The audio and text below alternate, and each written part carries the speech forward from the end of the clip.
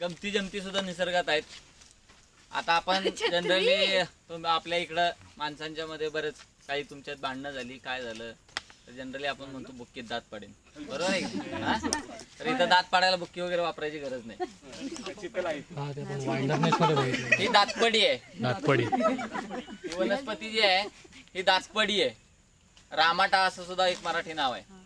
त्याची पानं जर तुम्ही चघळलीत तर 2 तासाच्या आत सगळे दात निघून पडतात. कोणाला प्रयोग करायचा जे साठी ओलांडले त्यांची काढायचीच गरज आहे. पण सगळ्यात महत्वाची अजून गंमत एक सांगतो. बऱ्याच जणांचा प्रश्न असतो, ठीक आहे ना मग कवळी बसवायला किंवा एखादा दात काढायला सगळ्यात महत्वाचं काय आहे,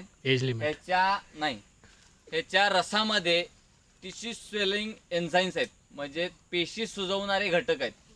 मग हे काय करतं, दाताला किंवा तुमच्या तोंडामध्ये गेलं की त्या हिरड्या एवढ्या सुजतात की दाताची मुळं ढिली होतात आणि ते निखळून पडतात. बरं, आता पहिली गोष्ट काय, एक दात पाडायला हे उपयोगी नाही आहे.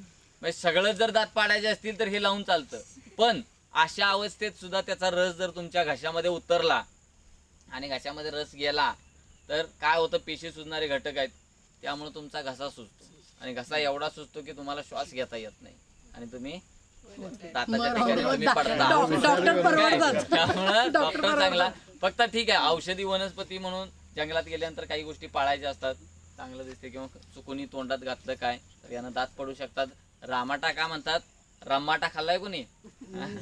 रम्माटा मारल्यानंतर जसा हाताचा वळ उठतो किंवा हाताचा मारल्यानंतर हाताचा वळ जिथं उठतो त्याला रम्माटा म्हणतात. तर याची काठी घेऊन जरी मारली तुम्ही तर तसा मोठा ती जागा सुजते, म्हणून याचं नाव रामाटा आहे. ठीक आहे, फक्त एका ओळीत